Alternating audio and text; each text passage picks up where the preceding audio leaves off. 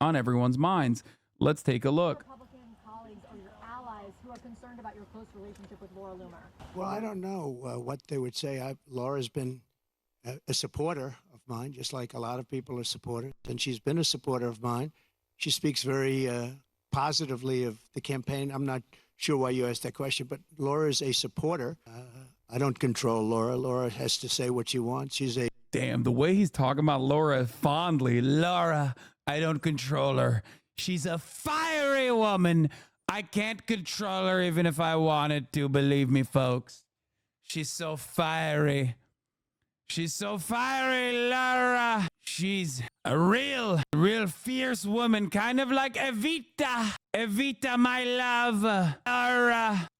She's a free spirit. Well, I don't know. She's a free spirit. She's a free spirit. She's fiery. She's a passionate woman. I mean, look, I can't tell Laura what to do. Laura's a supporter.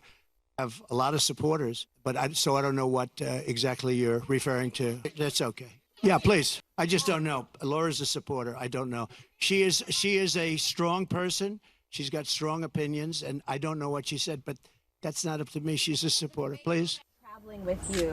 This goes against your narrative of being A's. No, dude, he's still Ace, okay? He's still Ace. I'll stand by that. But also, briefly, for the sake of, having a funny moment, I don't know what he sees in Laura Loomer. Not to come across like Marjorie Taylor Greene, who is like very obviously jealous because Trump has like a slot for at least one ugly woman that doesn't fit the standard of the women that he surrounds himself with. And like, it's clear to me that Marjorie wanted to be that like freakish demon looking woman by his side. And Trump completely sidestepped her and went to Laura instead. I don't know what he sees in her. I don't know. But they're fighting, and it's really funny that they're fighting. On your plane. Okay, a lot of people do. It's a very big plane. Come on, Laura isn't ugly, dude. Bro, Laura Loomer is not ugly because there's a different category, okay? That's it. Like, that's the only reason, because, like, saying that she's ugly would not fit the term. She is in the Marjorie Taylor Greene category, okay? Which is, like, a different thing. It's just like it's not like, it doesn't read as human. You're like, oh, I've seen this before. This is a hard to look at type of situation. And I think this is just something that you see normally in like, I don't know, like horror movies or something. Like she's scary. Scary would be the term to describe her physical appearance.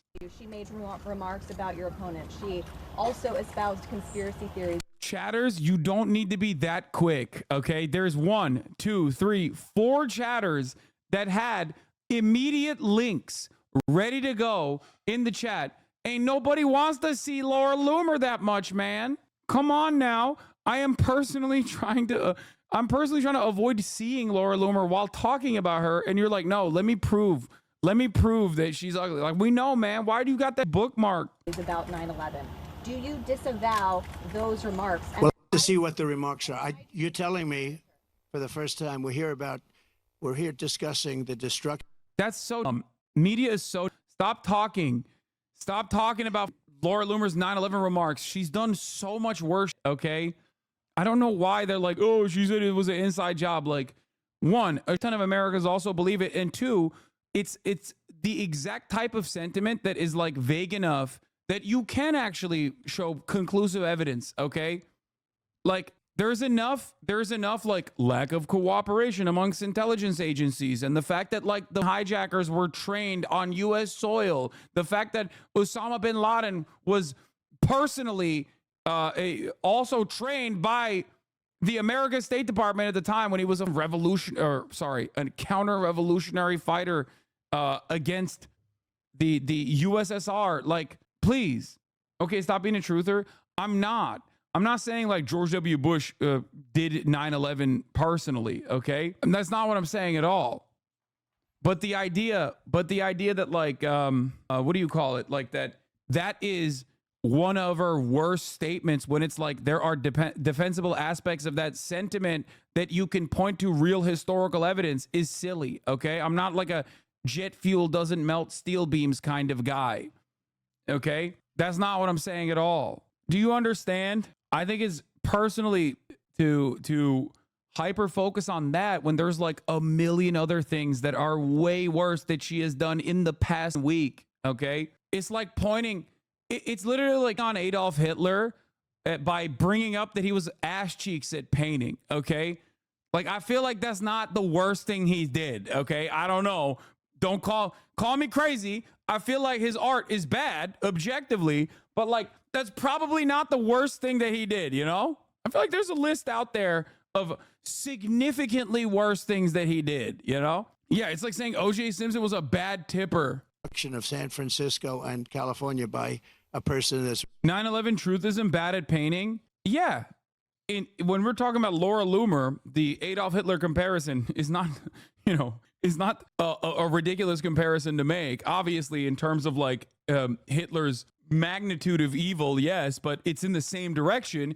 We are talking about a person who has called herself a white nationalist. What the? Oh my God. Isn't she Jewish though? Yes, it doesn't matter. So is Stephen Miller, and he's a Nazi too. running for president. So I don't even know what you're talking about. I do know that she may have said something based on what you're telling me, but I don't know what she said. Yeah, the media should ask about this. Aaron, your eyes look so good. You're like beautiful. Thank you. You're like an Aryan degenerate goddess. Thank you. I love it. Thank you. You're Aryan too. I know, but I'm Jewish. It's okay. The Nazis hate me. It's fine. The alt-right people want to put me in a gas chamber because they're obsessed with the Jews. I think they're just memeing on you, but it's okay. They're just jealous because I have big tits and an Ashkenazi IQ. Yes. All right. Here's the news conference. It's an honor that you're here. If you'd like to take some questions. This is where the Q&A begins. No. All right, I gotta pee. I'll be back. First of all, I know you've said that you will not do another debate. Some of your own Republican allies have come out and said that you missed the mark. That you missed. No. Excuse me. Most of my Republican allies had said I was great in the debate. You're just like a lot of other people at Fox. Well, why don't you say most 94% of the Republicans said I did phenomenally in the debate. Some said that I could have been tougher. I don't know how I could have been tougher when I said he's the worst president and she is the worst vice president in the history of our country. 94% of the Republicans, and the only one that wouldn't would maybe a Mitt Romney or somebody like that. But we've gotten great praise for the debate, and based on the polls, like Rasmussen being up 6 today, the first poll out, based on the polls, obviously I did well in the debate. Also, based on the debate polls, where I sometimes had, in one case, 92% win. So, look, you come from Fox. You shouldn't play the same game as everybody. Go ahead. Go ahead. What would you say to your Republican colleagues or your allies who are concerned about your close relationship with Laura Loomer? Well, I don't know what they would say. Laura's been a supporter of mine, just like a lot of people are supporters, and she's been a supporter of mine. She speaks very positively of the campaign. I'm not sure why you asked that question, but Laura is a supporter. Yes. I don't control Laura. Laura has to say what she wants. She's a free spirit. Well, I don't know. I mean, look, I can't tell Laura what to do. Laura's a supporter. I have a lot of supporters, but I don't know what exactly you're referring to. Mr. President. That's okay. Mr. President. Yeah, please. I just don't know. Laura's a supporter. I don't know. She is a strong person. She's got strong opinions, and I don't know what she said, but that's not up to me. She's a supporter. Please. Laura Loomer was traveling with you on your plane. Okay, a lot of people do. It's a very big plane. With you. She made remarks about your opponent. She also espoused conspiracy theories about 9/11. Do you disavow those remarks? Well, I have to see what the remarks are. You're telling me for the first time we're here discussing the destruction of San Francisco and California by a person that's running for president. So I don't even know what you're talking about. I do know that she may have said something based on what you're telling me, but I don't know what she said. But I'll go take a look and I'll put out a statement later on. But I really don't know. Mr. President, Springfield, Ohio is experiencing a migrant. She's never brought it up in bed, so I've never heard of it. If she brought it up in bed, I'd know about it, but she doesn't. Her pillow talk is the best. Her pillow talk does not feature 9/11, which of course was tragic. But the silver lining was that the Trump Tower became the highest tower on Wall Street. He did say that. He said that. He called in like while 9/11 was happening to a radio show to flex that his tower was the highest. God, what a man, dude. What a man. 9/11 happens, you call into television, you call into your favorite TV show to be like, now my tower is the highest. Oh yeah, remember this? Here. We are having some technical difficulties, which is totally understandable when you try. Amazing phone call I made. 40 Wall Street. Did you have any damage, or did you know what's happened down there? Well, it was an amazing phone call I made. 40 Wall Street actually was the second tallest building in downtown Manhattan, and it was actually, before the World Trade Center, was the tallest. And then when they built the World Trade Center, it became known as the second tallest, and now it's the tallest. And I just spoke to my people, and they said it's the most unbelievable sight. Dog, this is, when I say this is during 9/11, I mean like literally this is happening while 9/11 was going on. Okay? I had a fantastic phone call. It's the tallest tower now. Wonderful stuff. Is this before or after he saw Muslims in New Jersey? Oh, yeah. Migrant crisis. Will you Yes. do an event there to show the media what's actually happening, maybe a town hall? We'll do that. Where are you from? Real America's Voice. That's good. Very good. Amanda Head. They're doing a very good job. Yeah. Mr. President, what changed? No, I will. Maybe Springfield, maybe Aurora, maybe both. We'll go there. I can say this. We will do large deportations from Springfield, Ohio. Large deportations. We're going to get these people out. We're bringing them back to Venezuela. You know, he told Biden he's not accepting anybody. He's going to deport the Haitian migrants to Venezuela. Nice, man. Good stuff. Here, if you needed further evidence that he don't give a fuck about what he's talking about. Also, they're legal. The Venezuelans in Aurora are legal. They have TPS. So do the Haitians in Springfield. They have TPS. Back. They moved all their criminals. Not all of them, but the rest are moving in now. They emptied their jails in Venezuela, emptied their criminals, emptied the nests. They call them nests of bad people. They're all now in the United States, and they're now taking over cities. It's like an invasion from within. And we're going to have the largest deportation in the history of our country. And we're going to start with Springfield and Aurora. The mayor of Springfield, Ohio, the police chief, the Republican governor of Ohio have all debunked this story about people eating pets. And now there are bomb threats at schools and kids being evacuated. Why do you still spread this false story? The real threat is what's happening at our border. Because you have thousands of people being by illegal migrants coming in and also dying. You have women dying as they come up.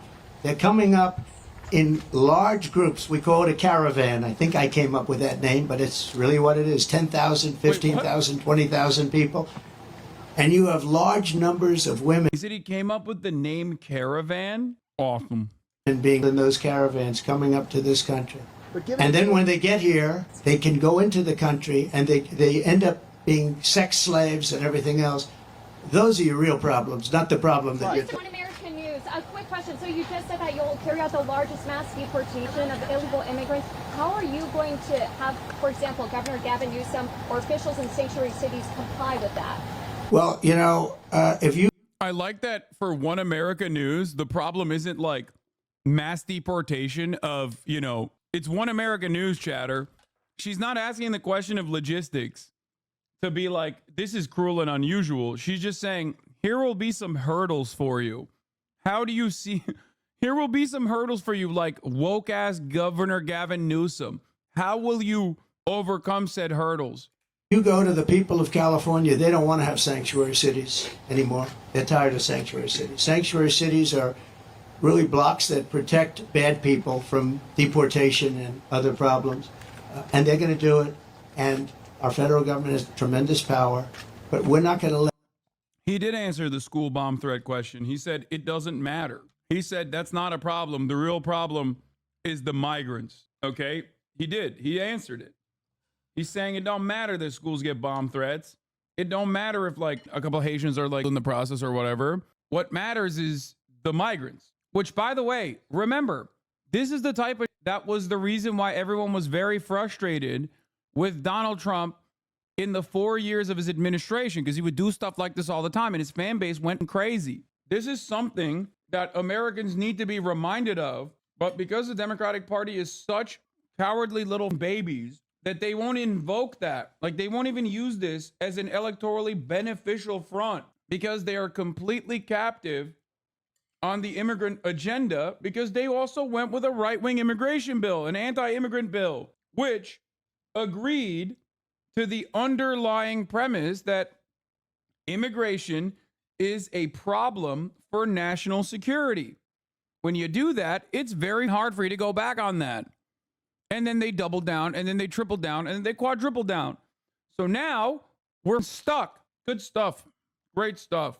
That states, even like California, even though I know it's largely sanctuary state, essentially, but we're not going to let that happen to the people of California. They want these people out. They're just as scared as everybody else. The people of Ohio are scared. Dog, you are so wrong, especially about California. Okay?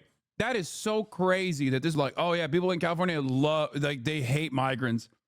What are you talking about, dude? There's a reason why nobody ever talks about the border crisis in California, because it's not a problem at all. It's so, yeah, dude, people in California want to deport themselves. They hate it. Piece of scared. The people of Colorado, you have a governor there who's very weak. He doesn't know what to do. And he doesn't want to talk about it. A lot of it, as per your question, they don't want to talk about what's happening. They say it's so bad for the city. Let's not go public. Let's live with it for a little while. Maybe it'll go away. It's not going to go away. It's going to get worse. It's going to get so bad. You know what we're experiencing now is they're just getting settled in. There's 21 million people that have come in. They're just getting settled in. It's going to get much worse. It's going to get worse at a level like nobody's ever seen before. Go ahead. A follow-up question regarding the economy. They're seeing more and more companies are shipping their jobs overseas, but even for white-collar jobs, right, they're having problems with that. We've been seeing mass layoffs. How would you prevent these white-collar jobs from being? By lowering taxes and regulations. And what they're doing is they're seeing that every time it looks like Kamala's doing well, companies want to leave. Stock markets go down. The stock market, there's a great gentleman, Scott Bessent, who is one of the top Wall Street people. He said the market's only up because they all think that Trump is going to get elected. We had a great stock market. Even with COVID, we ended up handing over a market that was higher than previous to COVID or the China virus coming in. No, we are going to make sure that the taxes are going to stay where they are and or come down, ideally come down, both for the middle class and for corporations, because corporations put the people to work. We had the best numbers in the history of our country, by far, not even close. And there are companies leaving because they cannot stand what's happening right now to our country. And one of the reasons I'm doing this today is to let them know you're not going to have to leave because we're going to take care of the problem. They have a tremendous crime problem. Like if you're in Los Angeles, look at the crime numbers. And then you have the FBI lying about the numbers, saying the numbers went down. But anybody with common sense know the numbers are through the roof. I didn't know they were as high as they are. But think of it, how good is a person from a government agency that would release the numbers when they saw that I was unfairly targeted by ABC, and you could say by the FBI with false numbers. So I have great respect. I have to find out who that person is or who that group is, but I have great respect. Go ahead, one more. North Korea, Kim Jong-un, he just toured a uranium facility. The U.S. is saying that Iran is sending ballistic missiles to Russia. How, if reelected, how would you address the situation with our adversaries? I'll be able to make phone calls and solve most of the problems. I may actually have to meet a couple of times. But, Victor heard me say. Great stuff, man. Oh, thank you for the Viktor Orban mention again. Crime is down as fake. Why? Because I made it up. I just decided, look around. The vibes are. I will never forgive the Democratic Party for completely being captive to the whims of this madman and allowing the conversation on immigration to reach this boiling point. Just completely dropping the ball in the most in such an evil fashion, just letting the entire conversation be dominated by this piece of, especially when it directly gives them an electoral advantage. And beyond that, this is not even an issue that is like Israel. Okay, this is not an issue like Israel. This is literally just there isn't big donors that are actively pumping the Democratic Party to be shut the fuck up about migrants. They all rely on migrants. That is just pure incompetence. There is not even a material reason for them to actually not counter on this message. Okay? The actual reason for why the Democratic Party is not countering on this message is because they're tied to this right-wing immigration bill now, deliberately. And I said this months ago, right before October 7, when Joe Biden unveiled his immigration proposal. The only reason why they are refusing to communicate, on the anti-immigrant sentiment coming from the Republican Party being objectively insane, more insane than it was before somehow, is because they are locked in. They're locked in on the anti-immigrant slant themselves because they saw polls that said like 60% of Americans want, the 60% of Americans want mass deportation, and they got terrified. At least with Israel, there's like a significant powerful force that they can point to be like, we're fearful that they're gonna launch massive opposition against us. I think it's ridiculous. Regardless, those fears are unwarranted. When it comes down to it, like fixing the housing market, they could point to all the homeowners that'll be pissed off that their housing prices are going down. I still think it's ridiculous, and they should do the right thing on that front as well. But this issue, as it pertains to the right-wing sentiment that Donald Trump is expressing about migrants, is completely unacceptable. It's gotten worse than 2016 and worse than 2020, and they're not even saying anything about it because they're trapped. They lock themselves into this weird-ass position, and anyone with more than 3 brain cells could have seen this being a major problem. When you go right, they're going to go more right. You can't win that argument, mass. You cannot outflank the Republican Party on. And even if you could, the question is, should you? I mean, you did. I know. I've been saying this for months. I mean, I've been saying this for years, technically. Say this, but it wasn't long ago. He said the only way you're going to solve the world problem is Trump has to be president again. And I don't say it. I didn't say it. I sort of would be embarrassed to say it. But he said everybody was afraid of Trump. He said China was afraid, Russia was afraid, North Korea was afraid. Everybody was afraid. We had no wars. We defeated ISIS in 4 weeks, and they said it was going to take 5 years, right? The generals in Washington. I went there and met a great general and some great people. And I said, go to it. And he took them out in 4 weeks, 100% of the ISIS caliphate. I flew there. I flew to Iraq, to the field, and they took them out in a very short period of time, short order. We have a great military, but, a great military needs a leader. If you don't have leaders, then you end up with Afghanistan, the worst withdrawal from a country in the history. Look, I've gotten to know great people. I went to Arlington at their request.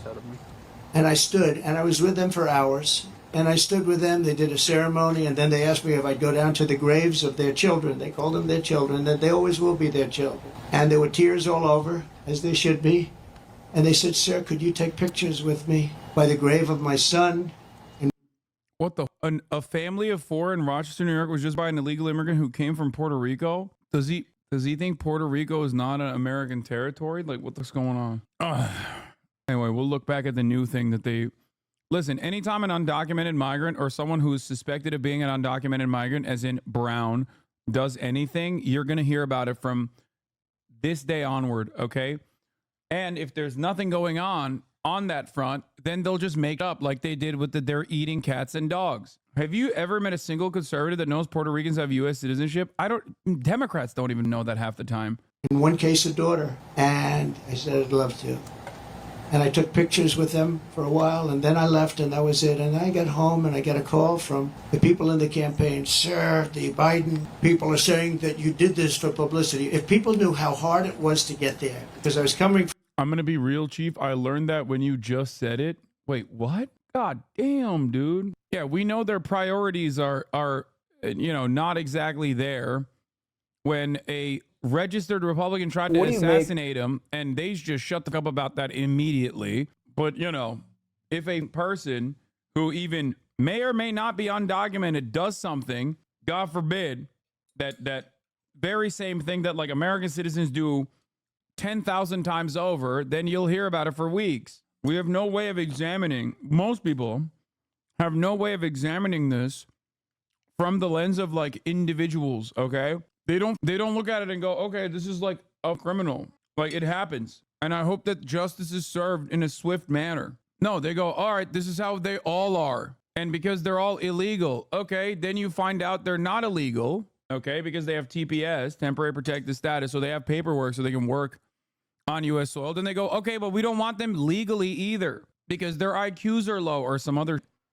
That's what the problem is, okay? It is this supremacist attitude that they have. It's for those of you wondering, my CNN docu-series Misinfo Nation comes out on Sunday.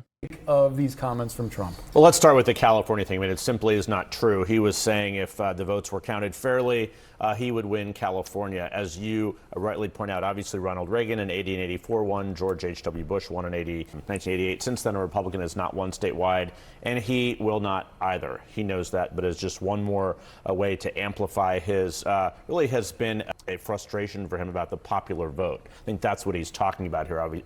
Obviously, California, the largest state, and it contributes to his losing the popular vote. But beyond that, I think the more important thing is if he goes to Springfield, Ohio, that confirms what we were talking about earlier. He's trying to keep immigration alive, front and center in this campaign conversation. He believes that that is something that can sort of gain ground.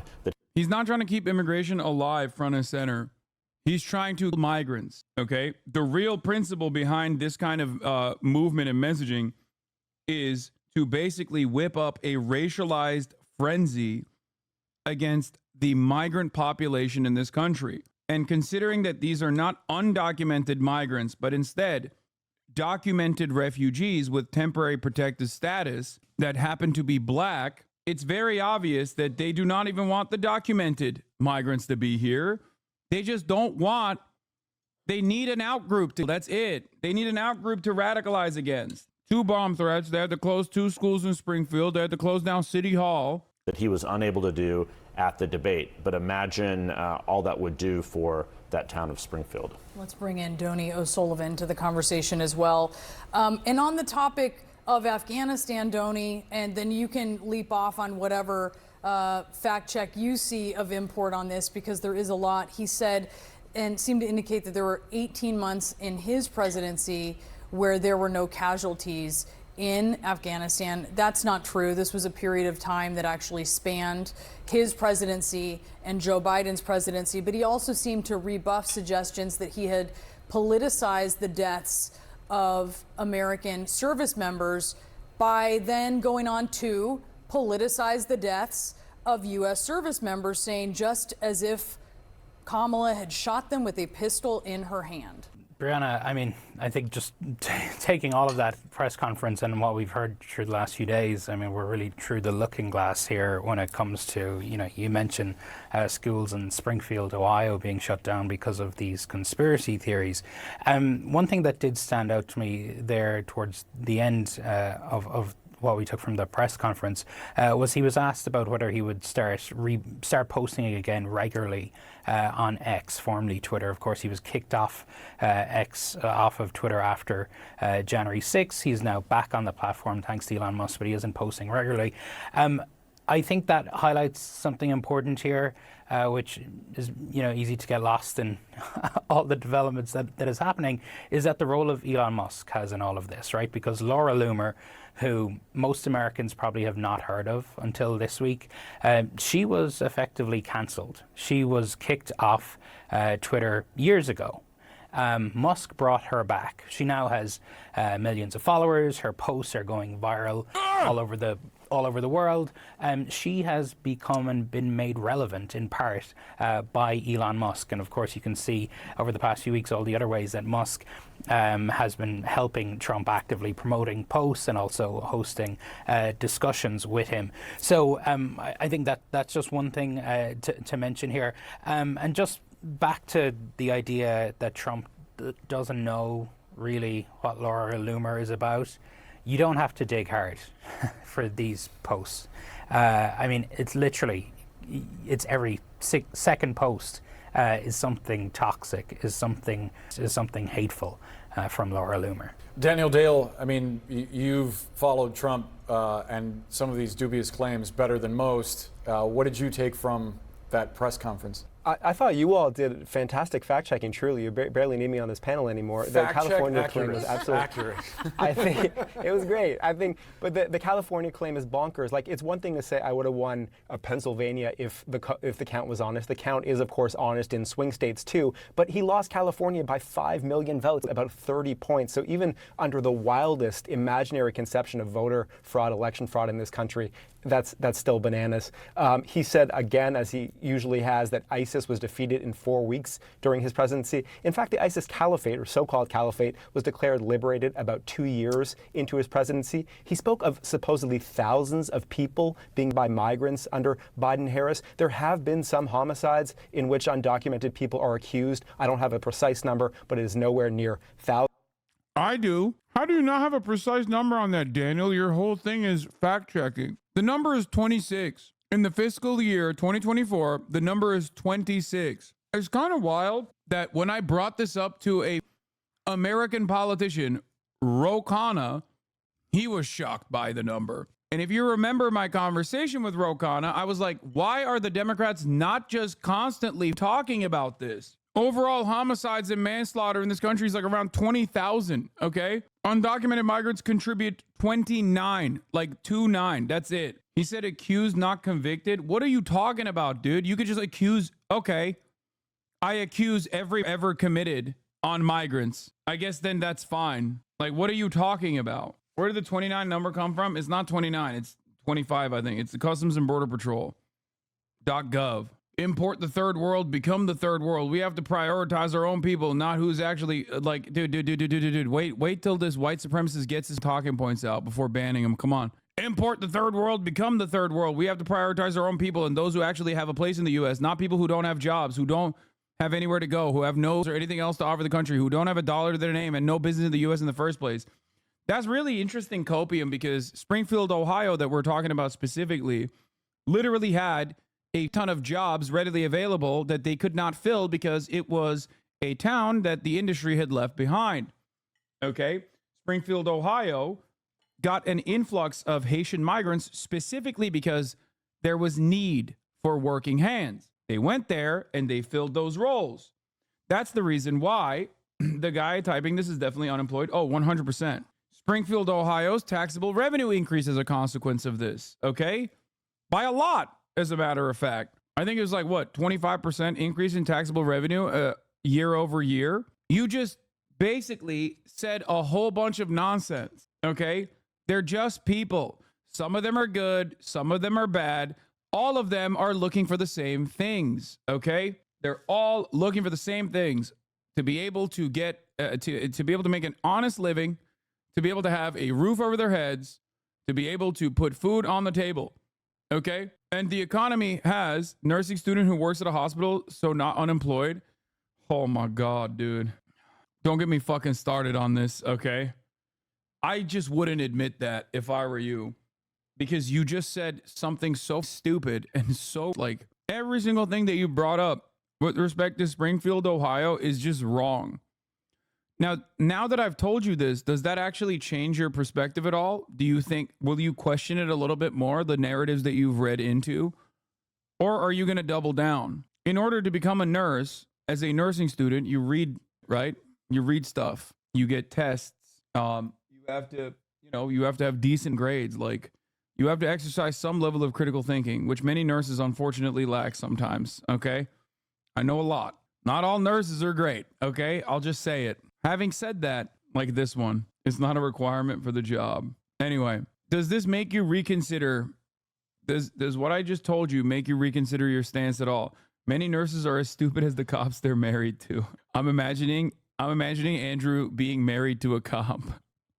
Anyway, we're doing nurse slander out here, and our resident nurse is not even in the chat, and his brother is slandering him. Messed up. Okay, all jokes aside, I want to know if this guy like got any new takeaway from this, or if he just moved on. I don't know, man. I appreciate the dialogue, but I have to agree with Trump's plan. Wait, what? Dude, what do you mean you appreciate the dialogue? Did nothing go through? Like, did any of the information that I gave you register? Springfield, Ohio is in a state of disrepair before the Haitian migrants actually came in. The reason why they went there is because it's a very poor town that needed a lot of people working these jobs that were now readily available. That's the reason why they went there. They also did get those jobs. They also increased the state's taxable, or increased the city's taxable revenue by like 20%. Don't you think that that's a good thing overall? This is the exact same attitude that conservatives demonstrated with Hazleton, Pennsylvania. They were like, "Oh, we would rather have a town be left behind but remain white than have a bunch of Mexicans come here and actually revitalize the town." That's usually what happens. Now, the real question I have to ask you is, do you have this exact same kind of opinion of people that come from one state to the next? They're documented U.S. citizens, just like the Haitians are. They're not U.S. citizens, but they're documented. They're not like undocumented migrants, right? They have temporary protected status. They're refugees. They're working. They got the paperwork to be able to work. So do you have this kind of attitude when like there's an influx of people coming from, I don't know, California to Nevada? Yesterday, someone tried to make this argument. Also, they got, yeah, that's nice bathroom is right. They got TPS under Trump too, by the way. So that's the other part of the story that's like kind of silly. Venezuelans got TPS under Trump. Trump also greatly accelerated the sanctions on Venezuela that deliberately was to cause instability, deliberately to cause chaos inside of Venezuela, which of course led to a ton of more migrants coming to the United States of America. Now, it's not even a problem at all in terms of like Venezuelan people coming here. There's no issue with this, because at the end of the day, the real problem always is that these guys are not able to unionize, right?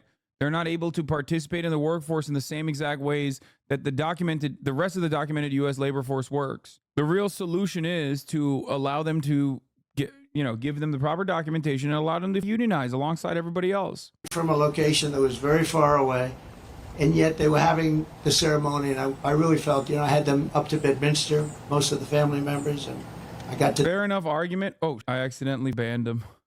Unban. Fair enough argument. America is a place where everyone is known for a melting pot for a reason. Do you think we should have any regulation on immigration or just let everyone in? I think anyone and everyone that wants to come into this country, as long as they don't have like a record that is like truly heinous or something, which you can literally look at if you process them, should be able to come in, yes. And if they want to work for an extended period of time, depending on the needs of the economy, because there might be certain instances where there's like too much of a certain type of labor, for example, or whatever. Those are like economic reasons as to why you would restrict certain aspects of it is a significantly better way to actually do national security. The irony, of course, is that this already happens, right? Like you have state by state, border crossers, I guess, amongst documented American citizens. Nobody ever bats an eye at that. No one ever goes, whoa, well, what if someone is a pedophile in the state of Florida and then they travel to the state of Ohio? It's like, yeah, we have a process to catch these people, but ultimately you're not ever going to make this argument to make like harder boundaries among states internally. The only difference is you personally think that these guys that are coming in are somehow nefarious, somehow bad. They're here for bad purpose. They're here to do evil things. What's Hasan's opinion on Tyler Oliveira's video on Springfield? It was the most Hitlerian YouTube video I've seen in a long time. To know them, they're great people. Their sons and daughter, just as though Kamala shot them with a pistol in her hand or his hand, by Biden and Kamala, they should have never left from that airfield. They should have left for Bagram. We should have never given up Bagram. Bagram now is controlled by China. The reason we shouldn't have given it up was not because of Afghanistan. The reason we shouldn't have given it up, 1 hour away from where China makes its nuclear weapons, and I wasn't giving it up. We were getting out quickly and effectively. I'm the one that got the numbers down to less than 5,000 soldiers. But I would have never left unless they fulfilled their obligations under an agreement. I had a wonderful agreement, but the agreement said you have to do this, this, this. They didn't do 3 of the first 5 things, so therefore they would have done it. Abdul was the leader. That's crazy that he just straight up said like Biden and Kamala Harris assassinated all of our soldiers. That's wild. And he wouldn't have done it. And he would have never done that to us. And just in finishing up with that, and I appreciate the question actually, but in finishing up with that, for 18 months, spoke to Abdul, over the phone for 18 months, not one American soldier was shot, or not one American soldier was even. It's weird because you were president for much longer than 18 months. So why do you say in 18 months not a single American soldier was shot? Because you were president before those 18 months, and it seems like a lot more American soldiers were in that process, which you also openly admitted during the debate is why you negotiated with Abdul. I live near Hazleton, Pennsylvania. People are still so insane that even though the migrant population brought back the mall there from the brink of closing and opened several more businesses and have increased the quality of life there by a ton. Used to be when I was younger, but you can go hang out there for a day now. It's awesome. Yeah. Hazleton, Pennsylvania is a perfect demonstration of like how immigrants basically are the backbone of this country and how immigrants end up literally revitalizing places that are in a state of dire disrepair. And also the reaction to Hazleton, Pennsylvania from the former residents of Hazleton, Pennsylvania, some of the former residents of Hazleton, Pennsylvania, is also a perfect demonstration of the fact that like a lot of these people would rather die than live next to fucking brown people. Okay? Like there's like hella people straight up, like old, who would rather die than live next to a brown person. That's it. And Tucker Carlson used Hazleton as an example of a country, of a county whose demographic makeup changed dramatically. You have video. I've dealt with this issue before. This is not my first foray into the subject matter. Immigration is a major problem for me. Like the way we treat immigrants in this country is obviously something that I have personal feelings about. It's something that I've been covering for years and years, and I've noticed that like the Democratic Party has always capitulated, but nowadays they've like completely dropped the counter argument, the counter messaging, and beyond that, they don't even like demand any sort of like concessions from the Republicans. Yeah, this is from the woke George W. Bush Institute, summer of 2018. You know, those woke guys. This dude is always eating. Yes, I eat at the same time every day. If you come in here at the same time every day, you're going to watch me eat for a little bit. Okay. I apologize. I'm a human being and I spend 8 hours in front of the camera every day. And yes, in those 8 hours, one of those 8 hours, I'm going to be eating. You don't have to watch me eat though. You can just turn it off, or you can just, you know, watch the 3-minute ad break at the top of the hour, for example. But if you want to watch me eat uninterrupted, then all you need to do is subscribe for $6, even though it's 30% off right now. So I don't know what that means math wise, or for free with a Twitch Prime. You too can watch me eat uninterrupted. Do you respond to someone commenting on how you eat at the same time every day? Pretty much. That's why a lot of times I feel like, you know, days just kind of melt into one another. You know, it's just like, I have no concept of time anymore. I do feel sometimes like a robot that is just repeating the same things over and over and over again. Oftentimes the same points over and over and over again. It's very interesting. Anyway, it's not just Tucker Carlson's video. There is a video that I've done on Tucker Carlson. Let's find that one here. In terms of like immigration. Hi, Tucker Carlson's white pilling your dads every night. On the left, you may have noticed everything is about race. Everything, even things that have nothing to do with race. There's one thing Tucker Carlson hates. It's continuing to wear bow ties. That and talking about race. Unless it's about preserving the white race. Everybody gets a safe space except white men. They are hated and despised. Attacking white men for being white men. Attack white men for their privilege in a whole bunch of ways. I was handed a box of saltine crackers, and in a group chat during the event, a student photoshopped my face onto a cracker. This is what Isn't it funny that like dudes who used to be a part of this community, or at least adjacent to this community back when I used to make these videos, unironically now behaving exactly the same way as that kid that went on Tucker Carlson? I'm of course talking about Boner Chelly's fan base and how much they get mad about anti-white. Tucker Carlson's doing with Bill O'Reilly's coveted 8 p.m. slot on Fox News, which is currently the 3rd most popular cable news show in the country. By the way, just to pause, I assume that's a slur against your ethnicity, correct? I've talked about this on my Twitch a lot, but only the most important subjects are covered on Tucker's show, like white, which is in fact something that the left is advocating for, apparently. But he did not notably advocate for a Georgetown professor called Christine Fair did do that. Imagine being a producer on Tucker's show, constantly scouring the internet looking for blue checkmark Twitter users saying things while they're emotionally distraught in order to make wild claims like that the left is advocating for white. Of course, this isn't how white is actually happening. According to the folks Tucker is mirroring, white is happening because immigration is changing the nation's demographics, and it's being justified by an evil liberal plot called diversity. Diversity is our strength, they screech, as if that settles the conversation by itself, like a magic talisman. Diversity. We hear about it nonstop. It's the mainstream motto. Tucker's relentless attacks against diversity, multiculturalism, and immigrants as a whole are literally identical to white supremacists, white nationalists, and neo-Nazis. They're also reductive and oftentimes completely baseless comparisons. How precisely is diversity our strength? Since you've made this our new national motto, please be specific as you explain it. Well, for one, diverse executive boards generate better returns, among countless other studies that show the many benefits of diversity, but I'm sure the biases of racially anxious agitators are more important than empirical evidence. Can you think, for example, of other institutions, such as, I don't know, marriage or military units, in which the less people have in common, the more cohesive they are?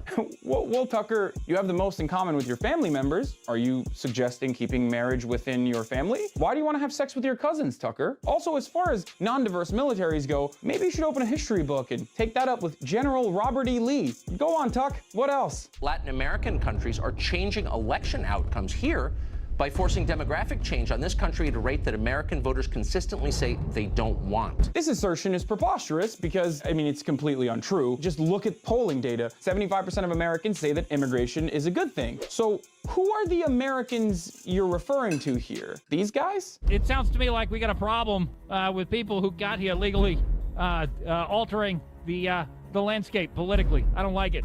You. Stop it. But I guess we should just run the country on the white fragility of crying neo-Nazis as opposed to the overwhelming majority of Americans' wishes. But play us out, Tucker. Give us a cherry-picked example that could easily be countered with facts. Hazleton's population was 2% Hispanic. Just 16 years later, Hazleton is majority Hispanic.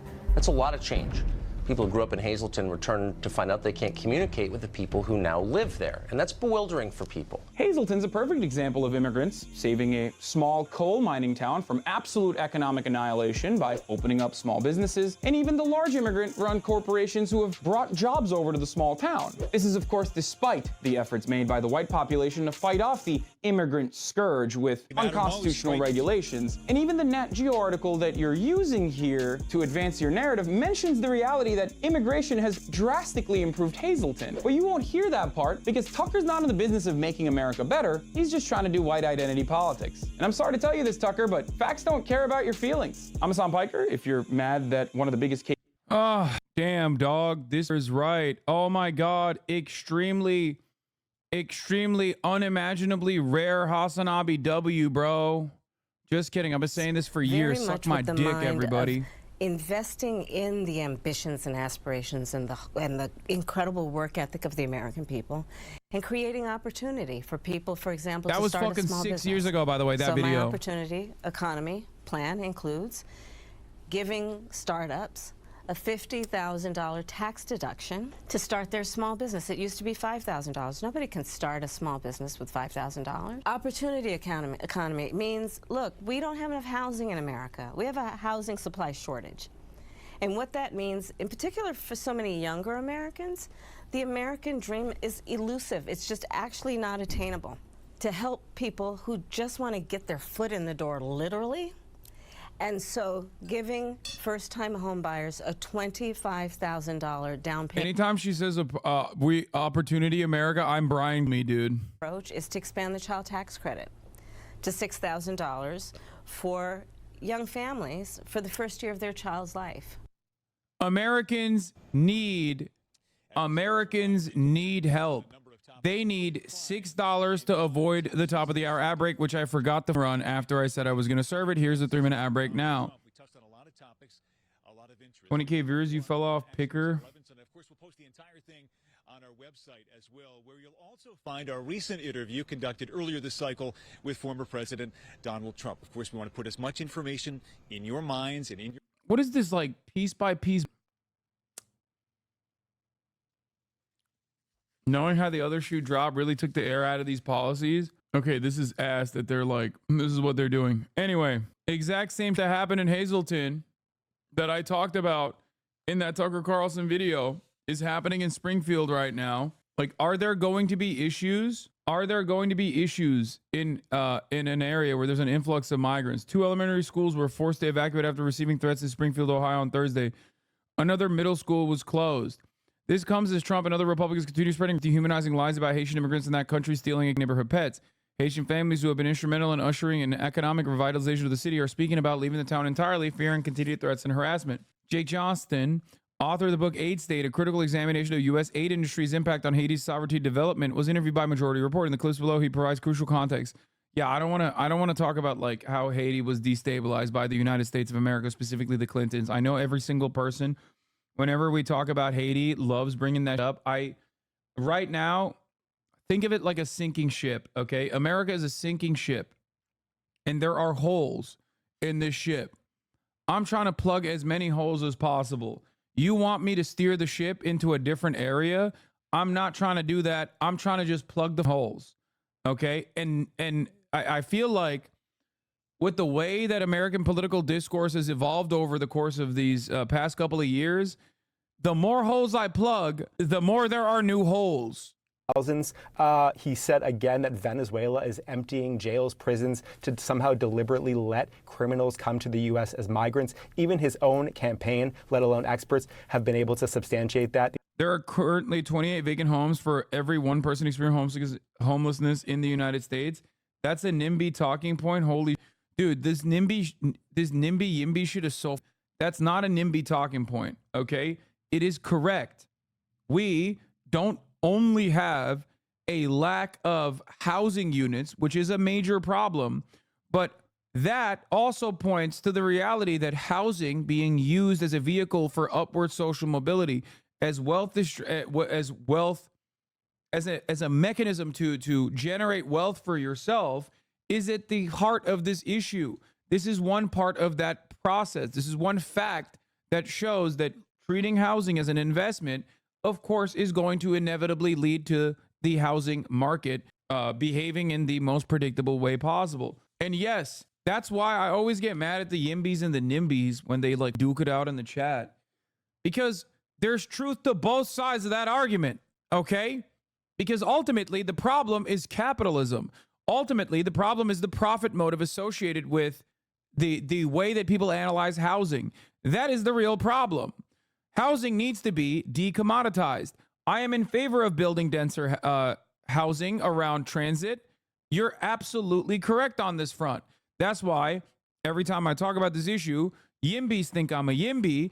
And every time I also talk about this issue, Nimbys think I'm a Nimby. Which, by the way, Steph Curry is the actual NIMBY in this situation. But a lot of Yimbys who are, yes, in my backyarders, the urbanists, okay, in my opinion, openly rely far too much on market conditions when in fact the actual system is fundamentally broken as a direct consequence of market conditions.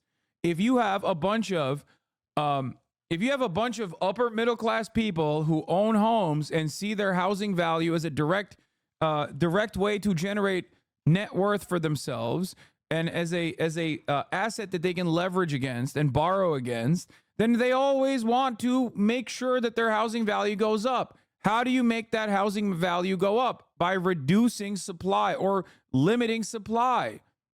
Okay? One of the biggest problems with housing in this country is, in my opinion, a lack of government intervention. Okay? A lack of direct government intervention. That's what needs to happen. And the irony is, given that there are more renters than there are owners of homes, that the democratic process would allow government intervention in this process. Problem is, renters are poorer than homeowners. And therefore, homeowners and their attitude matters more. They're high propensity voters. If you're a renter, you're probably a lower propensity voter than a homeowner. This is the real problem in a place like California, where we can look for new initiatives year over year in an effort to at least attempt to decommodify housing. or in an attempt to like fix at least certain aspects of the housing crisis, we get nothing done because people vote for it democratically year over year. And then Governor Gavin Newsom, gruesome Gavin Newsom, destroys those initiatives. The only initiative you ever get is actually some neoliberal urbanist like, oh, we can build ADUs. Here, we'll give you a tax credit so that you can build an ADU. Build public housing. Build public housing. Okay? I don't give a yes in my backyard. Build public housing in my backyard, please. Okay? Please. It's not about building more units. It's also about building affordable units. Okay? It's not about building more units. It's also about ensuring that it is not cost effective any longer for people to sit on real estate without using it. Anyway. The experts say it's just not true. And Brianna, you fact-checked the claim about debate polls. He said, he has more than... It's boring. Let's get to Laura Loomer before we get to the full interview on ABC6. This is why the rich are freaking out about the unrealized gains thing that Kamala wants to do. In my suburb, little neighborhood, 1/4 of all the houses are empty, owned by giant corps. Yeah, it's funny though, because none of the rich people in your neighborhood would actually be harmed in any meaningful way, harmed by taxing unrealized gains at the levels that they want to tax. It's just idiotic. Everybody personally thinks that they're 100 millionaires when they're not. That's why this guy whose only tangible asset, okay, is his own personal property in the form of a busted-ass 1999 Honda Civic that was a hand-me-down from his older brother. But that guy thinks he's a rugged capitalist, okay? That guy's in the chat right now, probably chirping on his 11th stock account, being like, you're an idiot, Hasan. You fucking claim to be a communist. Meanwhile, you have a nice-ass house, okay? And you also have a nice-ass car. I hate you, you piece of...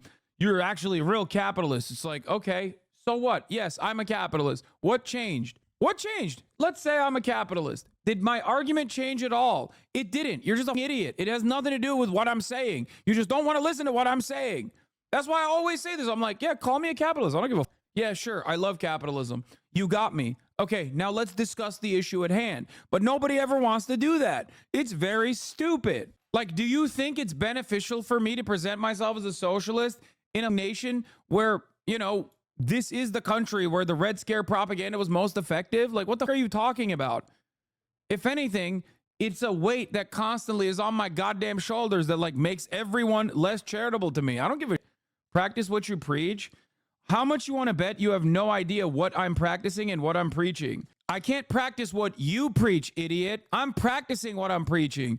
It's just I'm not practicing what you think I'm preaching. That's the problem. We're not going to have this conversation a million times over. If you think I'm a capitalist, then yeah, I am. I'm the biggest capitalist you've ever done seen. Who gives a... Now let's talk about the actual issues that matter,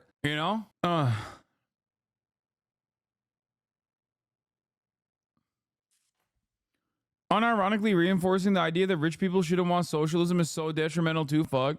I mean, I get why people are hostile towards that sort of thing. It makes sense because plenty of people whose extraction of revenue requires them to hire workers, yes, automatically develop that kind of attitude where they're like, oh, I don't want this system to change at all. This is how I make my money. The difference, however, is that it doesn't matter for me because I'm the one who's working. Yeah. As the one who's working, I have to deal with these little micromanager heads all the time. All right, let's continue. Who is Laura Loomer, the right-wing activist in Trump's inner circle? I'm stroking my right now. Yeah, you got oil on your... This is far-right activist Laura Loomer and white nationalist Nick Fuentes cheering to the hostile takeover of the Republican Party. Absolutely. And they're not wrong. Both met personally with Donald Trump. I first met Loomer in 2017 at an event for manosphere influencer Mike Cernovich. At the time, Loomer was an activist who'd celebrated the deaths of Muslim migrants. But she was being harassed by white nationalist trolls because she's a Jewish woman. Since then, she's taken a strange trajectory, with years somewhat in obscurity because she'd been banned from so many social media sites, like Twitter. When Elon Musk took over Twitter, she came back. She does stunts like ambush interviews. Frank, why aren't you supporting President Trump? I'm a successful investigative journalist. Loomer recently told CNN she's not anti-Muslim. Now, some might dispute that she's entered the mainstream, But she's reached the former president's elite inner circle, flying to the presidential debate on Trump's plane and to New York as he observed the anniversary of 9/11. A notable appearance. Somewhat Maoist here. Everyone should have a house, even streamers, even though their audiences think it's a crime. That's awesome. God, I love streaming, dude. This is why, okay? I love this community. I love that I'm fortunate enough to be able to build a community like this. It's fantastic, okay? Since Loomer has pushed the false conspiracy theory that 9/11 was an inside job. She's been seen with Trump a lot. We're here at Bedminster. I'm with the greatest president ever. After rumors circulated among right-wing Twitter users, including Loomer, that Haitian... Genuine question, is giving her this much airtime good or bad? No, it's over. She's already in his inner circle. Hiding the truth about her insanity is worse, okay? Up until the very moment... Look, guys, I have a policy of not highlighting Nazis on this broadcast, even if they're doing a lot of funny things that, you know, people love to clown on them for, until it gets to a certain point where they reach a prominent mainstream platform, and at which point they have to be dealt with, okay? Laura Loomer is the perfect example of this, where, like, until she reaches Trump's inner circle, she's irrelevant. Who gives a... Don't talk about it ever. Do not give her any, do not give her even a moment of coverage. But the moment that she reaches Donald Trump's inner circle, then it's a problem. Okay? Then you have to cover what the f is going on there. Is she a Zionist or a Nazi? First of all, Zionists are Nazis. What are we talking about? That's number one. And number two, she is both a Zionist and a Nazi at the same time. She's reaching far more than the inner circle. Connor, you are one of my favorite, consistent, funniest members of the community. Yeah. What's interesting is not that she is both a Zionist and a Nazi, because, you know, that's a distinction without a difference in many instances. What's interesting is that she is a Nazi and she's Jewish at the same time. How can Zionists be Nazis? Zionism is the exact same thing as Nazism. It's just that the in-group that is supposed to be holding on to the power and racial superiority or ethnic superiority or religious superiority is different than the Nazis, and the out-group that you're supposed to be dominating is different. That's it. It's both fascist, okay? Zionism is a fascist ideology. It is an ultra-nationalist ideology built around ethnic and religious boundaries, okay? That's it. Who is considered to be Übermensch and who is considered to be Untermensch in this regard is different, but the fundamentals are the same because it is fascist. Like you purposely ignored Booger Nick until he was in the inner circles of Kanye's campaign and had dinner with Trump. Exactly. I never talked about Nicholas Fuentes. I never brought him chicken and waffles or had my ex-wife now make him a sandwich when he was at my house and we were hanging out, because why the f would I do that? Why would I give him a prominent role? Why would I platform him? That is insane, because I'm not a Nazi like some people. You know, you banned the shit out of me. Wait, where's that chatter? You banned the shit out of me a few years ago for sending a Fuentes link. Yeah, of course. You know what's really funny about that? I do that and then people get real mad. They're like, oh, how dare you do that? Some people are understanding, like Hellbender, 62-month subscriber. Other people see that and literally clip it on Reddit and post it on the Boner Chelly community, be like, Hasan can't take criticism. That's why he banned a long-term community member. I'm like, yeah, you should know better. Anyway. Immigrants are eating people's pets in Ohio. Trump repeated the claim in the debate. They're eating the dogs, the people that came in. I spoke to Loomer before the debate. She told me she's attacked as a childless woman who devotes all her time to a man who will never pay attention to her, meaning Trump. But Trump does pay attention to her and reads her reports. Laura, how are you? You look so beautiful, as always. You don't want to be Loomered. If you're Loomered, you're in deep trouble. Trump! Oh! Good morning, everybody. My name is Laura Loomer. She ran for Congress twice and lost. But she told me she built a constituency among the very pro-Trump voters in the Villages, a retirement community that's important in Florida Republican politics. She called them boomers for Loomer, and they were paying attention when she began attacking Governor Ron DeSantis for having the temerity to run for president against Trump. You are never going to be president of the United States of America. Loomer told me one of her donors let it slip that DeSantis was running for president in 2021. So on the first stop on the descent, stood in front with a Trump sign and a t-shirt. Despite her new closeness to the former president, some pro-Trump Republicans are very against her. Her rhetoric and her tone is Okay, now it makes sense. Trump has become increasingly more paranoid over the years, and as a direct consequence of that, he has made his circle even tighter. This is the exact same reason why he chose J.D. Vance, who is a bloodless, soulless, monstrous brown noser. And this is now, I assume, the reason why he has Laura Loomer in his corner, because that is a ride or die. does not match the base, does not match MAGA, does not match most Republicans I know, and I am completely denouncing it. I'm over it. There is a growing feud that is playing out in public today, and it's really exposing tensions between Donald Trump's allies. Far-right activist Laura Loomer was seen with Trump yesterday at events commemorating 9/11, despite the fact that she previously spread conspiracy theories about those very terrorist attacks. Yeah, she posted on social media saying that it was an inside job. She was also seen getting off his plane. You see the video here. This is in Philadelphia, just ahead of the debate. Some of Loomer's comments, though, have proven to be too extreme for some in MAGA world. CNN's Manu Raju is following this story. Manu, Representative Marjorie Taylor Greene is not holding back going after Loomer, and now other Republicans are joining her. What are they saying? Yeah, that's right. In fact, Marjorie Taylor Greene, someone herself who has been very outspoken, very controversial in some of her rhetoric, but she says what Laura Loomer has been saying has been going too far. And she contends it does not represent the MAGA movement, does not represent former President Donald Trump. This in the aftermath of her post about Kamala Harris's Indian heritage. That was too much for Marjorie Taylor Greene, and then afterwards Loomer went to attack her on social media. So I asked her about this feud between those two, and this is what MTG said to me just moments ago. I have concerns about her rhetoric and her hateful tone. To me, many of the comments that she makes. Oh my God, I just realized maybe Marjorie Taylor Greene hates her because she's Jewish. Before I said Marjorie Taylor Greene hates her because like Trump can only have one ugly, like freakish looking demonic woman in his corner. And like first it was Sarah Huckabee Sanders, and then now it's, it was supposed to be Marjorie Taylor Greene, but like kind of Laura Loomer just like came in and, cast her aside. And I thought maybe that was the reason, but now I'm thinking it could be because don't forget Alina Hubba. Alina Hubba is a smoke show. What do you mean? Alina Hubba? Are you crazy? Donald Trump does not give a shit about what women do beyond the fact that they just look good behind him and like other dudes think that that's sick. The two angles that I think MTG, the 2 or 3 different angles here, okay?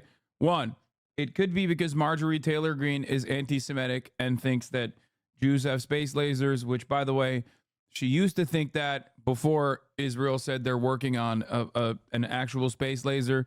That has nothing to do with what Marjorie Taylor Greene was saying. That's totally besides the point. But she used to say Jews have space lasers, and maybe she's mad that, she wants it in the hands of America, and she probably thinks that Laura Loomer knows where the space laser is. That could be one reason.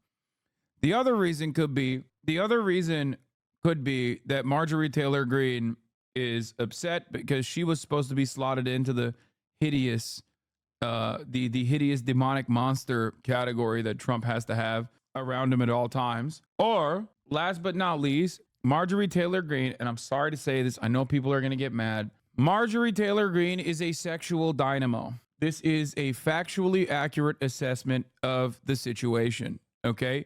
She is. You might not like it, but this is what peak sexual performance looks like.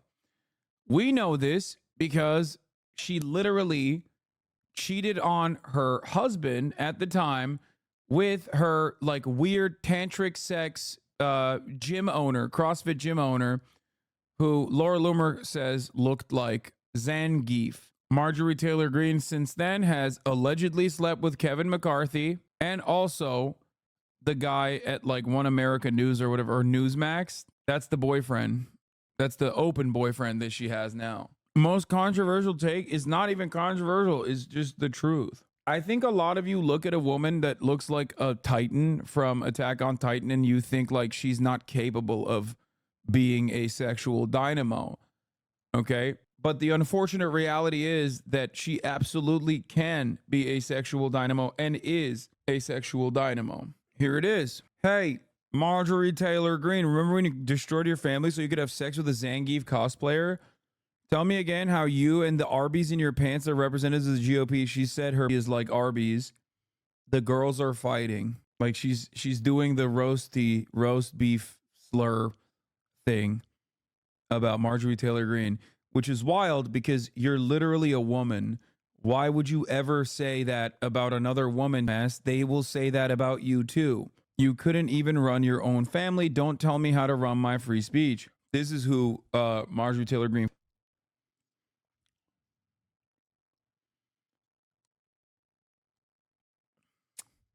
Embattled QAnon Congresswoman Marjorie Taylor Greene openly cheated on her husband of 25 years with a polyamorous tantric sex guru and then moved on to another affair with the manager at her gym. This is, I mean, come on, guys. You know this at least. I've covered it a lot.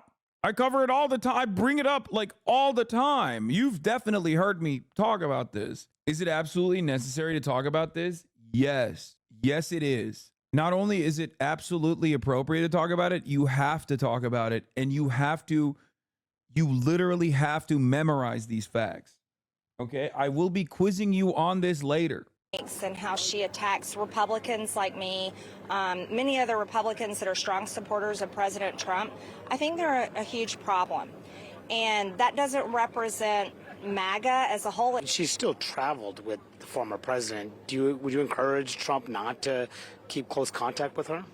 You know, Laura Loomer has lost 2 Republican congressional campaigns, one in a general and one in a primary. Damn. And damn.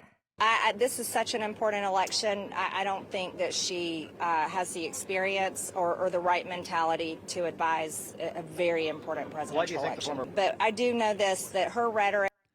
Dude, what is this? Welcome back, Nikki Haley. Dude, ever since she started Kevin McCarthy, okay, ever since she shut off Kevin McCarthy, she's been like so. Like, obviously, she still does the QAnon, but every now and then, dude, like, she just has, like, a moment of clarity, and you're like, you're Marjorie Taylor Greene. Like, what do you mean? This is not the Republican Party. Like, you literally are the Jewish space lasers lady. Like, you were at an event for January 6 prisoners, like, last week, advocating for their release. Like, you called them political hostages. And, like, I don't understand. Like, there's nothing funnier than being like, wow, it's like AOC coming out and being like, the Democratic Party has gotten too woke, folks. You know, we got to stop. We got to cut it with this progressive nonsense. Like, you are the movement. You are the momentum you are the person. You're like Laura Loomer who got elected. That's it. Like, there's not really anything different between you and her, honestly. And her tone does not match the base, does not like she's saying what Laura Loomer is saying does not match the tone of the base. Like, it kind of does. That's why you do it all the time. It's just that, like, she's a little gross with it. Like, she goes above and beyond. She absolutely passed she actually ends up passing the boundaries of permissibility, which you do all the time too. You want to hit so bad with a shovel? Like, what the f do you mean you want to hit so bad? I want to hit myself in the head with a shovel instead of thinking about that. That's insane. You see that thing from the corner of your eye in the middle of the night, okay? You are not going, ooh, I'm horny. That's not what's happening. You're not like, ooh, wonderful. That's like, oh my God, this is my sleep paralysis demon. When did you go from politics to gossiping about who sleeps with who? Politics is about sometimes gossip surrounding who's sleeping with who, especially because currently we're talking about Laura Loomer, a real will they, won't they situation between her and Donald Trump. Match MAGA does not match most Republicans I know, and I'm completely denouncing it. I'm over it, and I would encourage anyone else that matches her statements to stop. But Trump himself was indeed traveling with Laura Loomer in the way to Tuesday's debate. And he's someone that she has been within someone has causing clearly concerns, not just among Marjorie Taylor Greene, but also other people who are aligned with Donald Trump, worried about his alliance with someone who espouses such extreme rhetoric, pushes conspiracy theories and the like. This was Senator Lindsey Graham just moments ago told our colleague Ted Barrett here on Capitol Hill. Yeah, that's so funny. Someone in the chat said, what the f is that chatter talking about? A politician literally sleeping with someone led to the second ever presidential impeachment.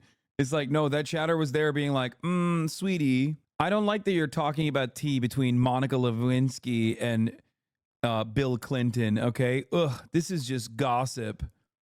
He said, I think what she said about Kamala Harris and the White House is abhorrent, but he said it's deeper than that. He said she says some things about Republicans too. And he went on to say about Trump, he would serve himself well to make sure that she doesn't become a bigger story. So a clear concerns among some of Trump's closest allies that he's getting too close to her and that he needs to show some distance. Guys. Interesting. Are we legit reporting on whether Trump has sex with Laura Loomer during his campaign tour? I mean, honestly, if you ask me in all sincerity, I don't think so. Okay. But having said that, it is very funny to endlessly speculate. Like, if I'm being fully real, like, no, I don't think Trump, Laura Loomer, get out of here. But do I think it's a phenomenal story to cover? Yes.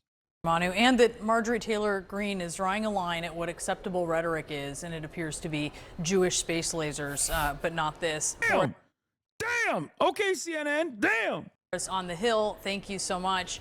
Joining us now is Jessalyn Cook. She's the author of The Quiet Damage, QAnon and the Destruction of the American Family. Jessalyn, Laura Loomer, as we just mentioned, seen getting off of Trump's plane. She had this tweet out, a source telling CNN. Yeah, also, you're coming into the broadcast of a dude who spent like 3.5 hours describing how the Duluth Dyson Larry Sinclair sucked off Barack Obama in a limousine after Barack Obama gave him cocaine and then pulled out his own crack to do before getting his sucked sideways by the Duluth Dyson Larry Sinclair. Okay? Larold. She has the former president's number. She has used it. What is the effect of Trump spending time with and elevating someone like this? It's a really puzzling strategy. Obviously, when Marjorie Taylor Greene is the voice of reason, that's cause for alarm. A lot of Republicans are stunned by this. And what she's doing, what Laura Loomer is doing with giving the Barack tour. We're done here. We're done. Trump's help is just normalizing and spreading these really detrimental conspiracy theories. Even the conspiracy theory we heard on the debate stage on Tuesday night from Donald Trump that I bet your chatter brings up Kamala's presumed sexual history as a political point all the time. Yeah. Oh, 100%. They're like, she her way to the top, dude. Yeah, she the guy issuing the bar. Haitian immigrants in Springfield, Ohio are abducting and eating people's pets. Reporting suggests that he is picking up this kind of rhetoric from Laura Loomer, who was posting these conspiracy theories before he took the stage. And I'm wondering, since you brought up what he said on the debate stage about Haitian immigrants in Ohio eating pets, how do conspiracy theories like that, of that ilk, originate? Marjorie Taylor Greene screaming from the rooftops about Laura Loomer being in Trump's orbit is giving Alex Jones telling Kanye West not to openly say he admires Adolf Hitler. Like, it has that same desperation, and it's the exact same type of situation. It's like, dude, what are you doing? You're giving the game away. You're being like far too open about your actual allegiances and associating yourself and others with like a truly toxic individual. Like, we agree with the ideas, we just can't say certain things. Why are you saying those things? It's the exact same situation. Don't say the quiet part out loud. You're giving the game away. And which ones are seemingly amplified more than others on social media and interviews and obviously on the debate stage? It seems like the media talking about this is needlessly elevating this. No, it's a incredibly valid avenue of attack against Donald Trump. I'm just more so upset about the way that the media is covering it by like not really talking about how insane Laura Loomer is, like barely scratching the surface, okay, which has a ton. I mean, Laura Loomer is a target-rich environment. Like, in this circumstance, you have to talk about like how insane she is, and then immediately turn it into, and here's why he's saying, you know, Haitians are eating pets. Now, of course, they are kind of doing that. I like this guy. He's one of the best that CNN has, in my opinion. He kind of did do that. She's actually kind of popping off a little bit too. So I don't really have an issue with this kind of coverage overall. I do hate it whenever they talk about, what? If your 78-year-old grandpa called his new girlfriend a free spirit, you change all his passwords? That's a good take. A lot of the time, it starts out with fringe figures online, increasingly more popular mainstream far-right The jean jacket is, I think, Acne Studios. influencers like Laura Loomer, repeating these wild falsehoods that kind of trickle their way up through the system, coming eventually out of the potential future president of the United States' mouth. And there's real offline harm to these online conspiracy theories. Just today, we saw there's God forbid you'd have a God forbid we have a president who says like unhinged, unsubstantiated things like that he's seen dead children who are beheaded by Palestinian resistance fighters who then light them on fire with kerosene. God forbid.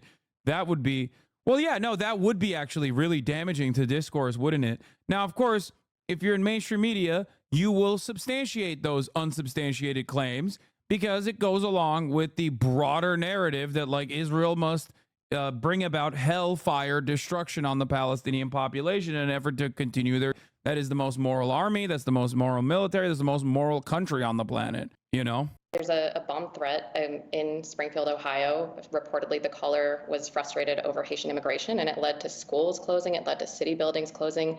And even after that happened, Laura Loomer then went back on X and suggested that Haitian immigrants are not only eating pets, but eating people, just pushing wildly baseless, false, harmful claims.